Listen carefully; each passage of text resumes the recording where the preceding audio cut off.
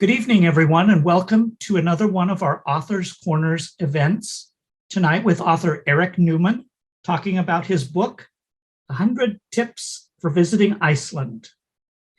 I'm David Johnson and one of the board members here at the Icelandic National League of the United States, and I have the privilege tonight to facilitate this conversation with Eric. We welcome any questions that you have tonight as we go through the discussion. And I encourage you to type them to us via the question and answer button that's at the bottom of your screen. And as we go along, I'll review those questions and slip them in where it seems appropriate. So start peppering me with questions whenever you think of them. If you're not aware of the work that we do here at the Icelandic National League of the United States, INLUS, as we call ourselves, I encourage you to check out our website at www.inlus.org and like our Facebook page so you can continue to help our community grow and hear about upcoming events and classes that we offer. With that, let's jump right into tonight's conversation with Eric. Hello, Eric. Hi, David. How are you doing? I'm doing good. Maybe you can just start off with kind of a broad general question. Can you tell us just a little bit about yourself? In particular, what I'm curious about is what draws you back to Iceland time and time again? I know many of us who travel, I guess I'm not one of those, but many people that do travel a lot want to see a lot of different countries. But some of us like me and maybe like you like to go back and really dive deep into the culture and get to know a place like it's our own backyard. What about Iceland got you to that point? Yeah, it's a great question. Hi, everyone. Thinking back to how my interest in Iceland started. My wife and I, we have 5 kids now, but we had 3 kids back in 2009, and my wife was pregnant with number 4, and we were looking for a place to take all of our kids somewhere exciting, adventurous, before having kid number 4 and maybe not wanting to travel with an infant. And we read an article about how Iceland, I guess the currency had fallen in value because of the financial crisis. And so we headed over to Iceland. My wife, of course, was still pregnant, and I, by that time, had broken my hip, not in Iceland, but back in the United States. I'd managed to fall on some ice. And so I was hobbling around on crutches. She was pregnant, and we weren't looking for, any sort of glacier hikes or anything super adventurous. We still had an amazing time. And I sort of realized from that Iceland is safe, probably the safest country in the world. People drive on the same side of the road as they do in the US. You have the sort of exoticness of Icelandic, but also everybody there speaks amazing English. And we realized it was just really the perfect place for families, especially to visit. Maybe if you hadn't been abroad before, if you'd only been to Disney World and the beaches back at home. I thought Iceland was sort of a perfect starter country, and really the perfect combination of safe and amazing. And so when I had the opportunity to take a sabbatical from my job in finance in 2016, we were sort of racking our brains for where to go. And he said, well, we loved Iceland. We had a great time. We built a snowman with our cab driver when we were there. It seemed super kid friendly to us. Let's go back now with 5 kids. And so we spent the summer. We spent 12 weeks in Iceland exploring as much of the country as we could. People say, oh, you saw all the country. No, you can't see all the country. I wrote a book from that. And to your point, I like going to other places too when I have time. I'm heading to Alaska next month. Maybe I just like getting out of the summer heat here. But yeah, to your point, I really love, seeing new things that I haven't seen before. So it's somewhat familiar, but there's always something new as well. And so to me, it's just a great country for families to visit. And I love just discovering new things every time I go. So this new book that you wrote is just now out. Can you tell us when it was published and why you felt there was this gap in books and knowledge out there that you wanted to, tell us these 100 tips? Yeah. So it turns out it's 103 tips. I decided to call it, I should have called it more than 100 tips, but there's the book. So after the sabbatical in 2016, I created a website called Iceland with Kids. And then a couple years later, I wrote a book called Iceland with Kids. And people were visiting my website, and I kind of saw which posts were the most popular. And a lot of the comments I was getting, feedback I was getting, people were saying, oh, I don't have kids, but your website was super helpful. Right. My most popular post is about how to make sure your cell phone is working in Iceland. Right. So a lot of these were not specific to people with kids. And so I got enough comments, and even people who said, you know what, I bought your book called Iceland with Kids. I don't have kids. and I felt a little bit awkward reading it. And it's almost like they want to like cover the cover with and pretend they're reading a different book that's not targeted toward kids. And so I realized though that, and I also found myself on an airplane. I was flying to Iceland. Last year I went on a cruise around Iceland, and I was sitting next to somebody, and I kind of told him what I did, and he asked, he of course peppered me with questions about his trip, and he's like, "Okay, well, I'm flying into the airport, and then I have to catch a flight to Akureyri." I'm like, "Okay, well, you know that you're flying into the airport in Keflavik, and you have to get to the airport in Reykjavik City to fly to Akureyri." And he's like, "I do? But my ticket says Reykjavik." This is one of my big pet peeves, is that when you buy a ticket to fly to Iceland, unless you're coming from Greenland, you're flying into the airport in Keflavik. But your ticket might say Reykjavik. Everyone associates Reykjavik with Iceland as the only city they know about.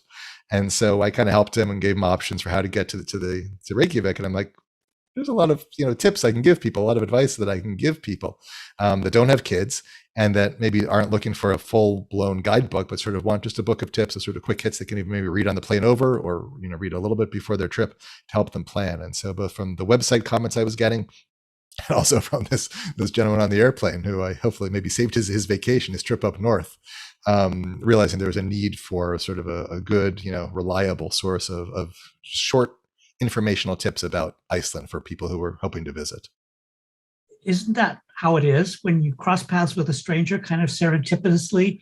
It opens up doors, friendships, emerging ideas right. are We actually born. helped each other, right? Yeah, we helped each other. I helped him, and he gave me this idea. Yeah, so, and I get emails all the time from people on my website asking questions, and I actually started saving those as a list of, say, that's a great question.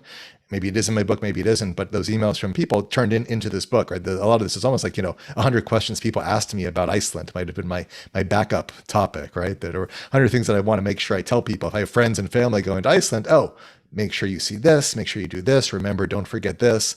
And, those are the things that I want to share with people and make sure that I know and my friends and family know. So I want to make sure everybody knew too. That's great. Although the title of your book that we've talked about so far is 100, well, we know it's 103 tips for visiting Iceland, but the subtitle is Save Money, Time, and Stress When Planning Your Icelandic Vacation.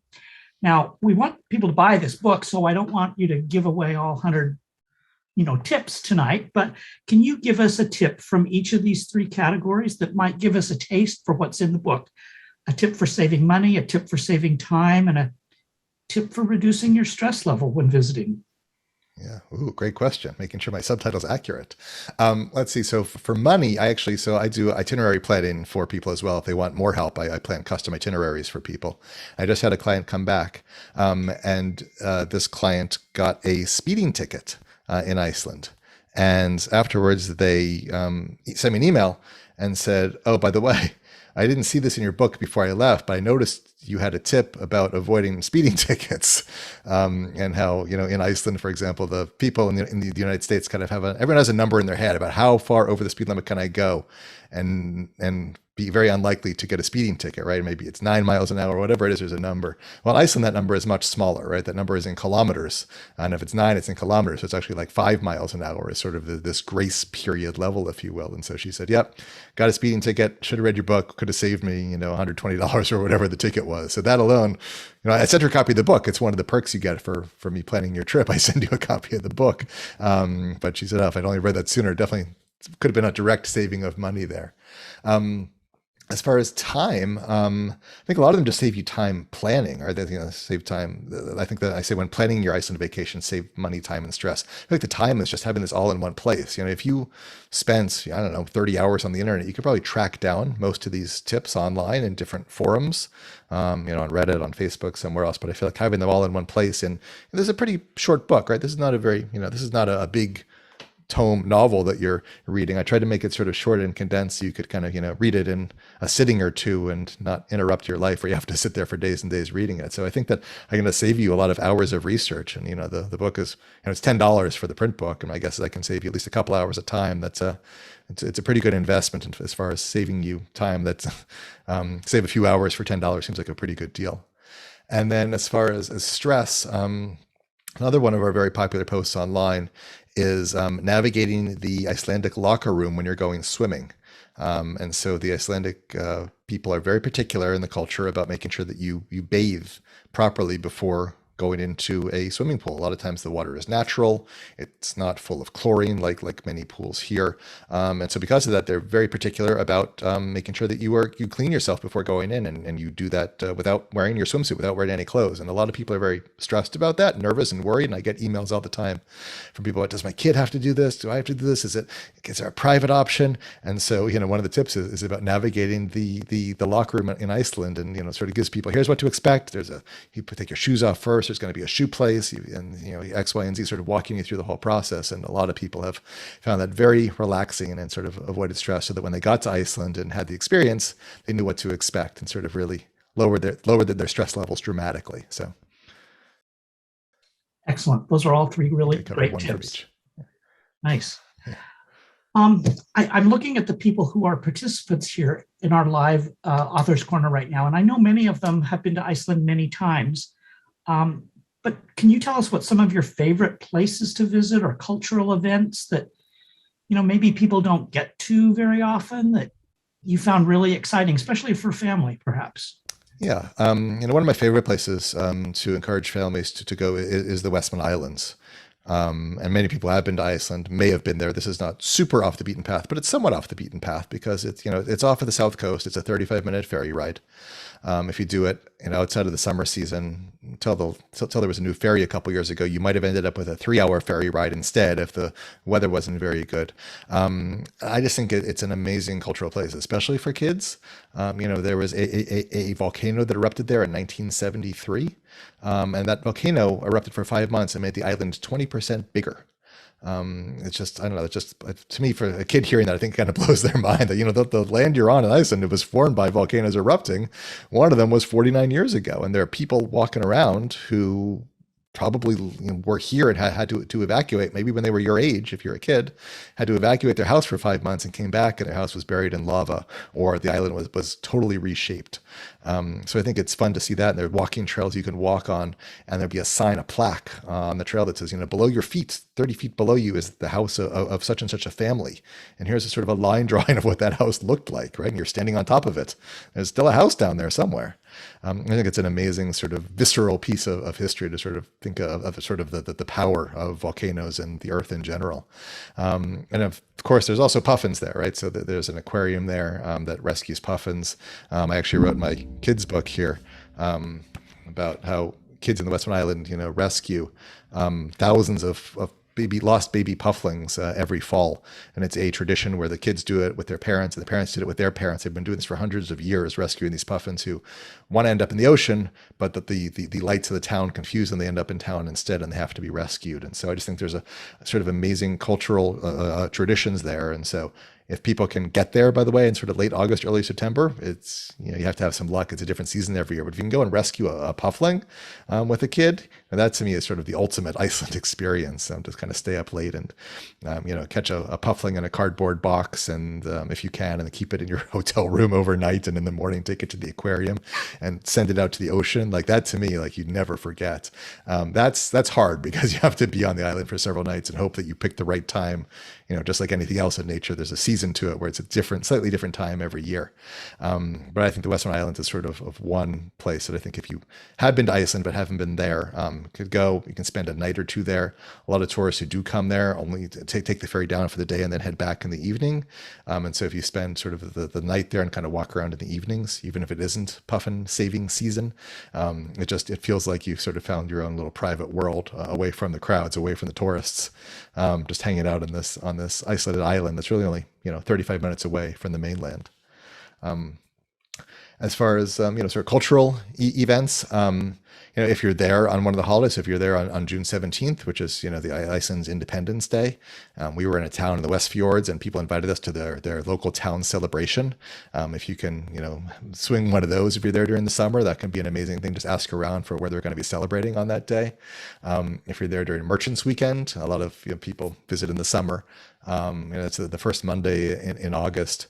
There are some festivals. The Westman Islands has one. It's a big music festival. That's kind of a lot for some people. That's lots of camping and loud music. But up in Akureyri, they have like the Iceland Summer Games.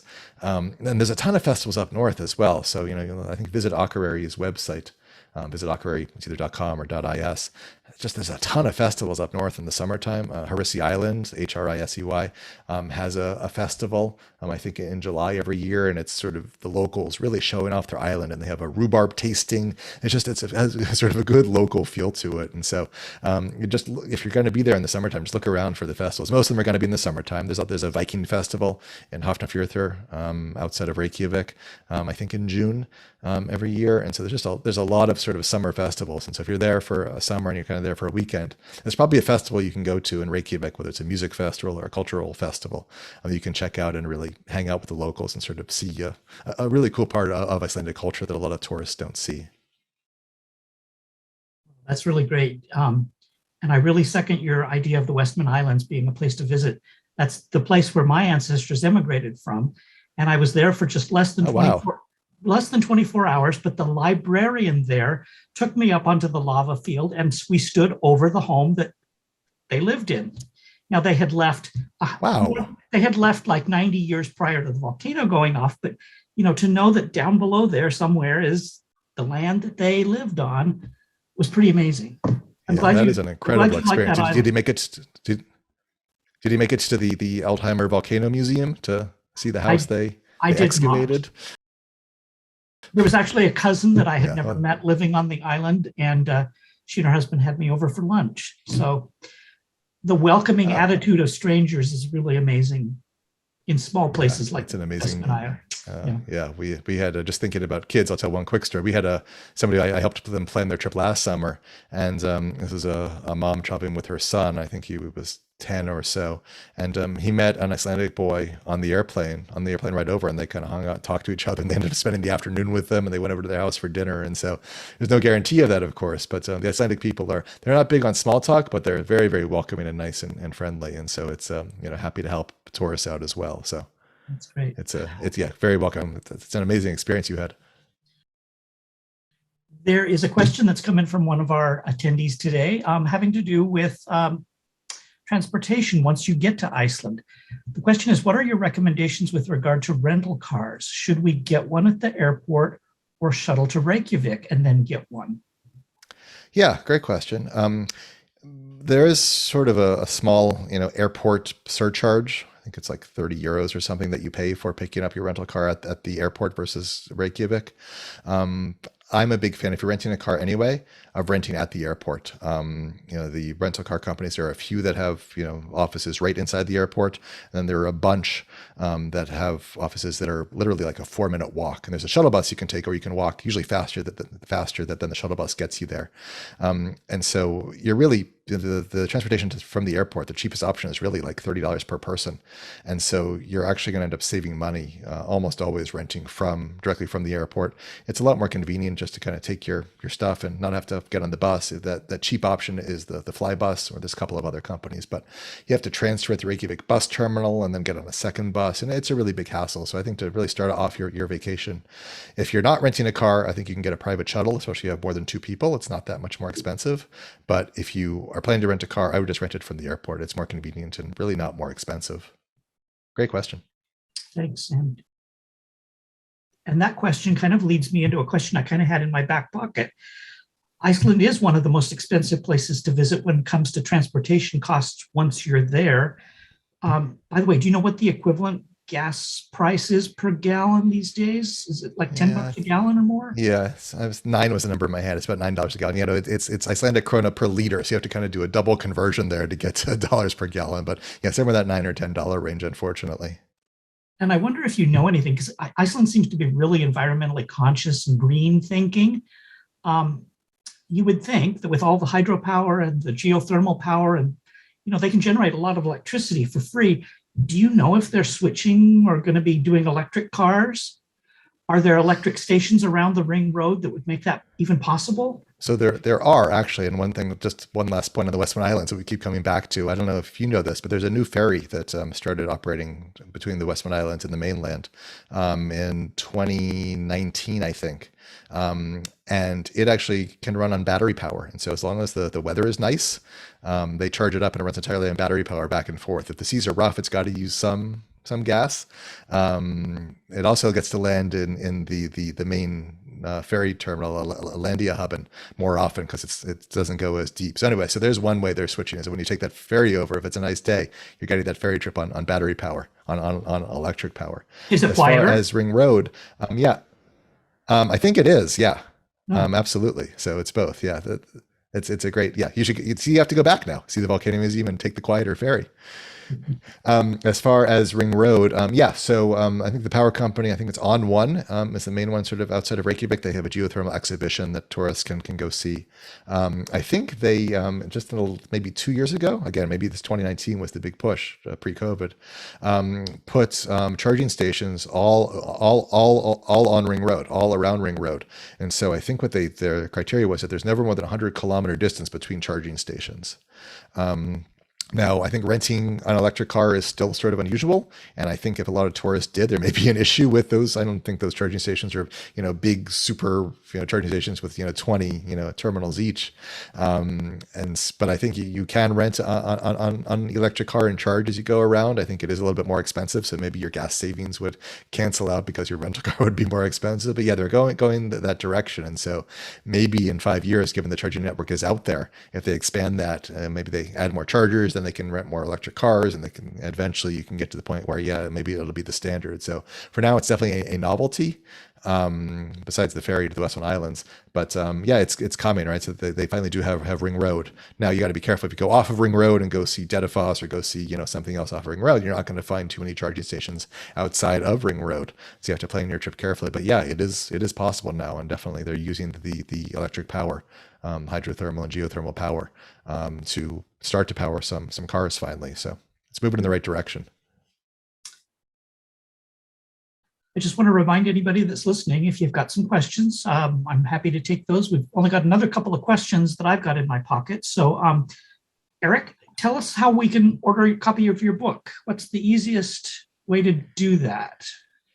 Yeah, so easiest way is just on Amazon. In your local country, it should be on pretty much any, Amazon.com or Amazon.co.uk or wherever you are.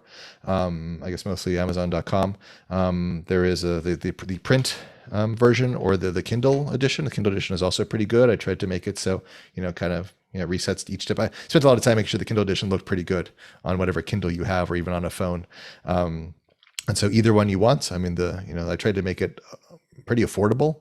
The ebook version is only $3.99 US, and the print book is $9.99.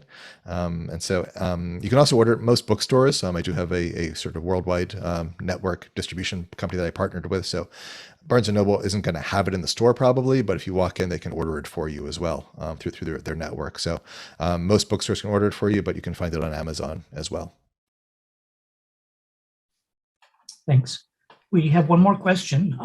Many INLUS members have ancestors who immigrated from East and Northeast Iceland. That was really kind of a predominant area that was really hard hit with famine and volcanic activity, and many people left from that corner of Iceland. What highlights would you recommend for people traveling to that corner of the country? Yeah, great question. So yeah, East and Northeast. The first thing that comes to mind for me is the town of Seyðisfjörður, which is about half an hour over a mountain pass from Egilsstaðir. Egilsstaðir is sort of the main town in the east. Seyðisfjörður, of course, if your ancestors are from there, then you have to go there. But I think that especially driving there, you're going up this mountain pass, and I was sort of there at the very end of May, and there was still snow on the road, or as you go up and up and up, if you're high enough, there's still snow.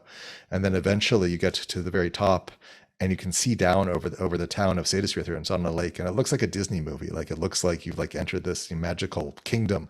It's just, and on a sunny day, it's just an unbelievable view from your perch up top of this mountain.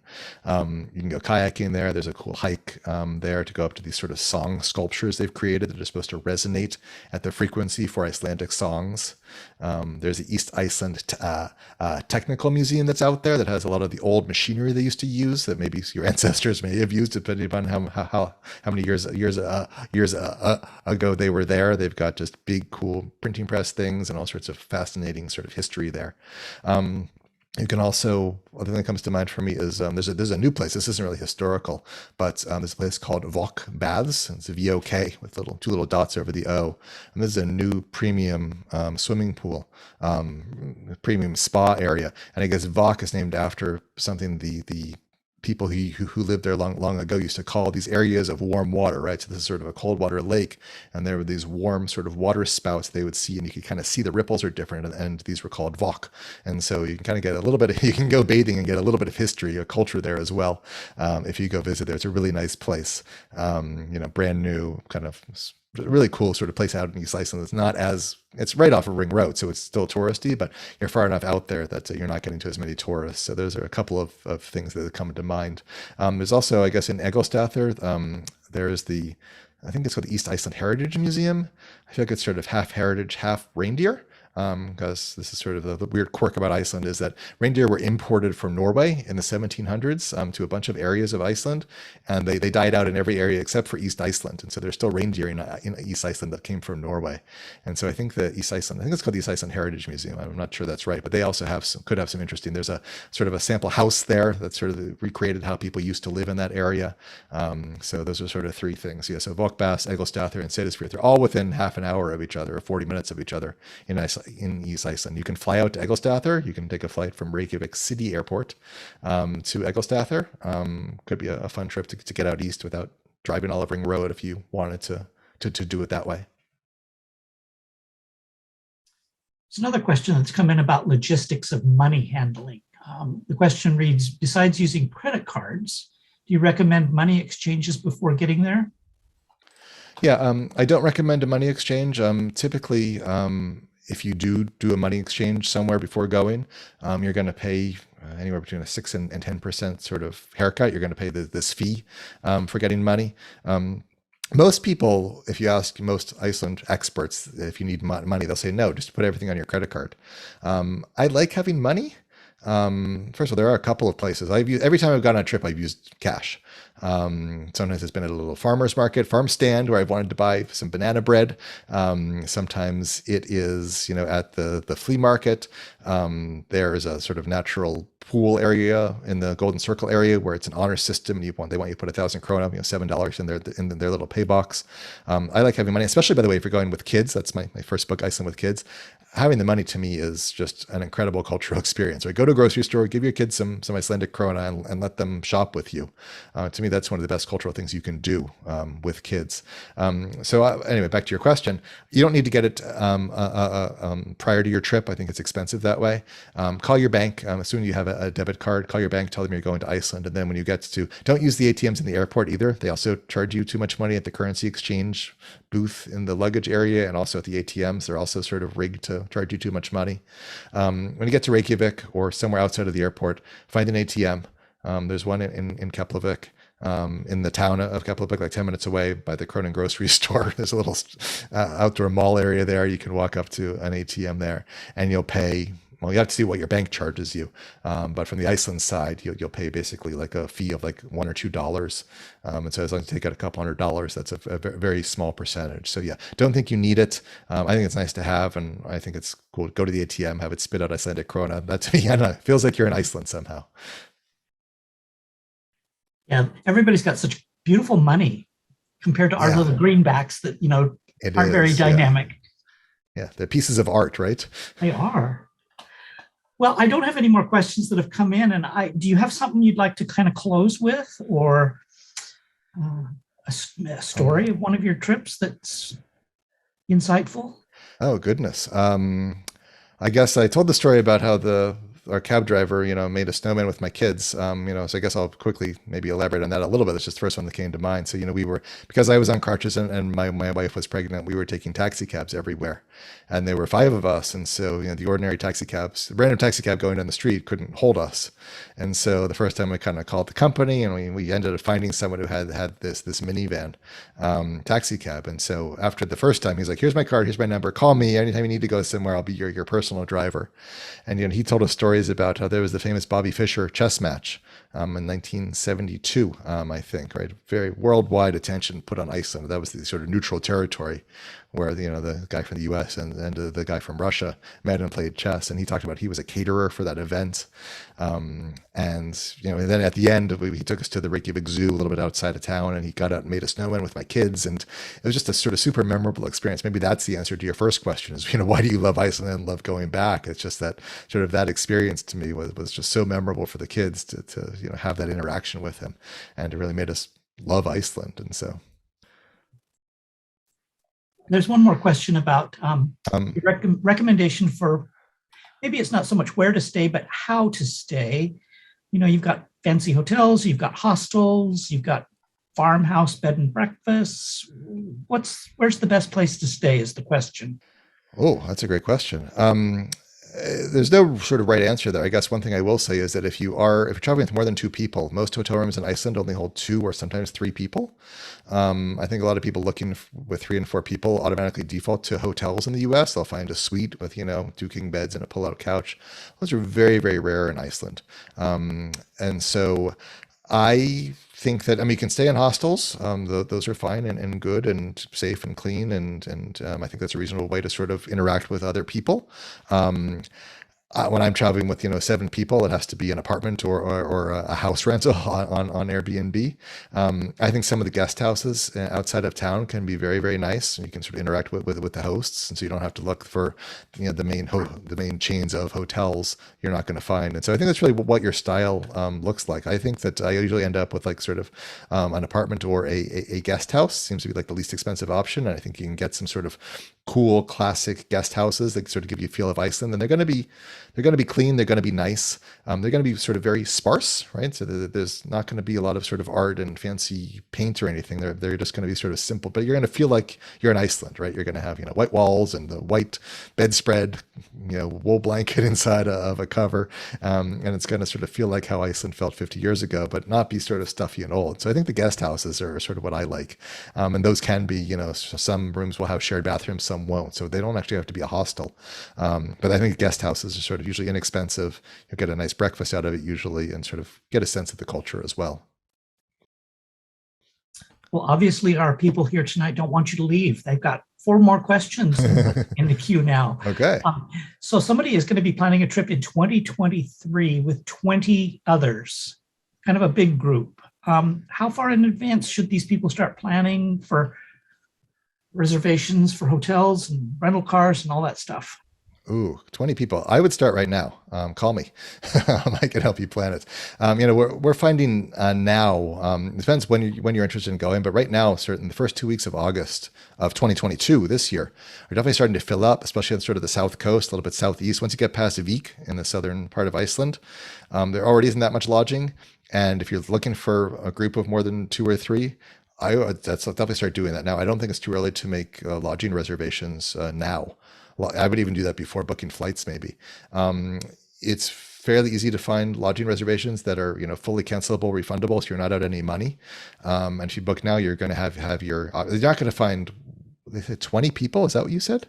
Mm-hmm. That's a big group. You're not going to find sort of, I guess you want to stay all in a hotel, take over sort of half the hotel or take over one entire guest house. You could probably do that. And there's some places in the South Coast you can actually, they have 10 rooms that hold 2 people each. You could just rent out the whole thing. And if you do that now before anybody else is rent, as soon as one person rents it, you've sort of lost that opportunity, right? So I would start that soon, because I think you'll have your choice. And if you go to someone and say, hey, that may not be fully refundable. You have to give them a small deposit if they take the whole place out of service. But you can approach people and say, hey, find guest houses that have 10 rooms, 12 rooms. Hey, can we take over the whole place? How much would it cost? If they don't have any bookings now, it's a lot easier for them. So I would start that now. I don't think it's too early at all. I don't have any clients yet planning trips for 2023, but I think they should be, right? We're some people who are coming to me now in fact, I stopped taking new clients for custom itinerary planning if they're going this summer, because I have to catch up on everybody who I already have plans for. And so, yeah, I would start now with that size of group, and call me, I'll help you. Somebody's got a question about what kind of jacket to wear. Should it be waterproof? I guess it depends on the time of year you're going, but yeah, I like having a waterproof outer layer. I think one thing that I think a lot of, I'll say, Americans do is they have a big, heavy winter coat, which I think is not ideal. If you're going in the winter, you probably need, it's okay. But I like having layers, and that allows you to adjust to the weather. Because a big, heavy coat, if you get there in the summer and it's 65 degrees Fahrenheit, it's taking up a ton of room in your bag and you're not going to use it. So instead, if you do, I'll do on a cold day 4 or 5 layers on top, right? And have some wool in there. So a wool sweater, have a base layer of some kind, and then maybe a wool sweater, and then maybe a sweatshirt. And then if your jacket on top is a thin waterproof jacket, it packs small, but you get the equivalent of a big heavy jacket without having to pack that big heavy jacket. So yeah, something waterproof is good on the top. Even just a thin windbreaker kind of thing is fine, as long as you have the layers underneath. Make sure that's big enough to fit all the layers underneath. You didn't ask this, but waterproof pants. People say, do I need waterproof pants? If you're going to change your plans because of rain, you don't need waterproof pants. If you're going to go on a 2-hour hike but it's raining and you're going to change your mind, you don't have to bring waterproof pants. If you're going to say, no matter what, I'm doing this hike on this day at this time, no matter the weather, you want waterproof pants as well. Same idea. Those can be thin and you can wear them on top of other layers. Great. Here's an interesting question about culture. For Americans visiting Iceland, is there anything to be aware of in order to be culturally respectful? Oh, that's a great question. I think Americans are viewed pretty favorably among Icelanders as people who come and are fairly nice. I mean, I think that you should never use the word off-roading. In the United States, there's a sort of a culture of going off-roading and, a big 4-wheel drive truck and kind of going over rocks and stuff. In Iceland, saying off-roading is a really sort of bad word. There are F-roads in Iceland that are these mountain roads that are these dirt tracks, and they have river crossings that can be 2 feet deep, but you're still on a road. And so you never go off-road. There have been a couple of people some influencers online who have gone off-road and sort of ruined some moss, and the Icelanders do not like that at all. And so I don't think the questioner is going to be doing that and going on the moss, but some people will still use the term off-roading to mean going on these F-roads, going on gravel roads, going on packed dirt roads, going through river crossings on roads. But you're actually on roads, you're never off-road. And so I would don't use the term off-roading, off-road, because the Icelanders have a negative reaction to that.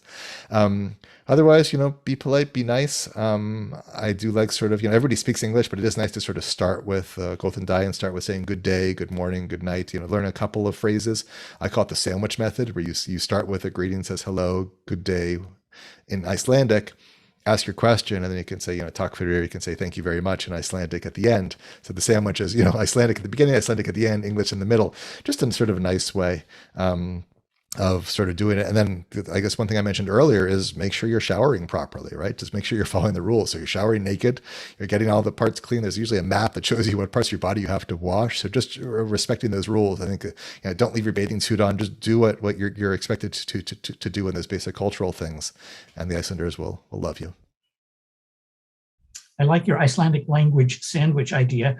And there's a question here. Do you have any advice on Icelandic language schools or classes? And if you don't, I have a few. I was maybe I'll have you answer this one. I was doing some classes from, I forget what it's called. It starts with a P, but sort of these language. I can look it up. Maybe you answer that, and I'll look up my class that I was sort of looking at. But David, you may know better than I do. Do you teach a class? Or yeah, actually, INLUS teaches some basic Icelandic classes, and we're just finishing up a series. So, like us on Facebook, send me an email message. We can get you on the list for the next upcoming classes. The University of Iceland also offers an online Icelandic class where you're paired up with an instructor. I think they're about $350. They're fairly intense. And there's also some immersion classes that are held up at Ísafjörður during the summer, 1 week and 3 week immersion classes. So you can check into a nearby bed and breakfast, get to know a bunch of people from across the world, and you're all learning Icelandic together. Those are a couple of things. Yeah. And then the one that I'll throw in, I just looked it up. I just checked this out of these CDs out of my local library from Pimsleur, Pimsleur. This is David's, I'm sure, better options. But this one just basically, they say a sentence and you respond back to talking to yourself to the CD. But if you want to do that and sort of get a little bit of practice on your own before maybe joining a class or doing the immersion, they have native speakers, saying sentences, and they help you translate. So it's kind of a lower stress way of getting some Icelandic, but I'm guessing David's methods will get you more Icelandic faster. A question about sheep. I recall seeing many herds of sheep on the road. Is that still the case? Are sheep still free ranging? Yes, sheep are definitely free ranging, and you do have to be careful. That's another reason to not speed. Not just, in fact, that's even in the book. It's not just the speeding tickets that are the reason to not speed. It is there could be a sheep around the corner. I've got a picture, I think in the first version of my book, the first edition that I published of Iceland with Kids. I think I got a picture of my son watching a sheep going down the road, like basically staying in the lane, and just his eyes just like watching this sheep running. We were standing there, we were walking, but seeing the sheep running down. And that's actually, you asked me earlier about sort of cultural events. So basically the farmers let their sheep out in the springtime to, forage and just be out there and free range on the wonderful Icelandic grass that's out there in the summer season. And they code them in some way, right? So you'll see either an ear tag or some sort of paint or some way of knowing which farmer's sheep or whose. And then they round them all up in the fall. In September. I forget the word. Maybe it's a retter or starts with an R. But you can participate in that. You can either watch it, or sometimes you can even do it on horseback and help them round up the sheep in the fall in September. So that's sort of an amazing experience to be a part of, another cultural thing that would be sort of once in a lifetime. You can rescue puffins, and then you can round up sheep during your fall trip to Iceland. Somebody's asking for your contact information. You mind sharing your email or your website? How would they get a hold of you? Yeah, sure. Retter is the word, by the way. Rettir. I may be saying that wrong, but that's the sheep roundup. So you can find me. I have two websites. One is, icelandwithkids.com, and one is Iceland Step by Step, right? So this 100 Tips book was published under Iceland Step by Step. My other book is Iceland with Kids. But easy way to get me, just write to me at Eric, ERIC, at icelandwithkids.com, and that'll get to me. But I don't know if it's worth putting in the chat or something, but yeah, icelandwithkids.com or icelandstepbystep.com are the two places you can find me. And on Twitter, Facebook under Iceland with Kids or Iceland Step by Step. Well, a couple more questions, if you don't mind. Right. You good on time? Yeah, absolutely. Yeah, this is fun. Somebody would like to have some travel recommendations in the off season outside of the big city Reykjavik. Oh, okay. I probably wouldn't do the Westmin Highlands. Yes, obviously you have weather issues, and so you're going to have to be flexible based on weather. The Golden Circle and south coast of Iceland, a lot of the tour companies are running tours year round. And so those roads are usually kept up pretty well. So you can really get out there to the really south coast and Golden Circle are sort of my default areas for outside of the summer season. You do have to watch the road conditions. And so I have sort of what I call one of my tips is the sort of big three travel safety sites. And that's, road.is, en.veður, vedur.is, and safetravel.is. You have to check those all the time anyway. But if you're going in the off season, especially, you got to check those multiple times per day. They'll have, yellow alerts, orange alerts, and even a yellow weather warning in Iceland is pretty serious. But as long as you watch and see what's going on, and as long as there aren't any weather warnings, I would default to, the Golden Circle and South Coast. You don't want to be driving, 6-8 hour stretches. Those are all within a few hours of Reykjavik. So Golden Circle, and maybe certainly as far as Vik on the south coast, you can get to some really cool places without doing too many multi-hour drives. Some people do Olive Ring Road in the off season. I don't really love it because I feel like you can get stuck, and if there's weather your first day, you're sort of off a day for the whole trip, and you're having to move your lodging around. So I think Golden Circle and South Coast is where I would start to sort of build out a trip in the off season. It'd be a lot less crowded than in the summertime too. Got a question here about fruits and vegetables in Iceland. You talked about rhubarb festival up north. Well, that's because they grow rhubarb there. That's kind of a staple from their history. Right. Yeah, exactly. And I know they've got greenhouses where you can get fresh tomatoes and all that kind of stuff. But what would you say about the fruits and vegetables of Iceland? Are there things that you go for while you're there or avoid? The tomato greenhouse, of course, it comes to mind. There's also in the Golden Circle. There's a mushroom place where you can everything has mushrooms in it. It's not too far from the famous tomato greenhouse in the Golden Circle. Um, I think that if you go to one of the big grocery stores, there'll be a fair number of vegetables, fruits and vegetables there. It may not be quite as big as what you would find back home if they can grow things locally. But yeah, as David said, they're using a lot of greenhouses, using that geothermal energy to keep things warm and grow almost anything. So I don't, if I think about sort of Icelandic foods, it's the sort of fish and lamb are sort of the main staples. But no, I think you try everything. I mean, there's a fair number of salads there. I think that I think there's a place where they grow bananas in a greenhouse in Iceland as well, so you can have some locally grown bananas. So yeah, there's a good assortment.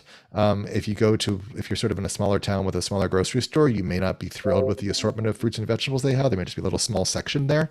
But the bigger grocery stores, the Bonus and the Cronin in the Reykjavik area, you'll find a great selection in the stores there. And the restaurants will have really interesting dynamic, there's a lot of cauliflower, I think, as sort of a staple there of sort of some of the vegan dishes you'll find on restaurant menus, but plenty of options. Well, one last question. You've addressed the food question that this person had, but they also have a question about churches. Have you ever, like in your visit there, gone to local churches? How do you feel welcomed there as a stranger? Um, I haven't been to church services, but I do know that they are welcoming to people. I would email them prior to the service to sort of make sure and check. So there's the famous church Hallgrímskirkja in Reykjavik is the church where you can go up the elevator as well. And so if you're not there during a church service, you can pay a little bit of money and support them and go up the elevator and get these amazing views of Reykjavik. It's also nice if you're not there during. I've actually been there for a concert, actually, not for a church service, where I sort of walked in and somebody's playing on the pipe organ, the big stunning pipe organ behind you. You kind of go in, you look up and turn around, and it just kind of blows you away.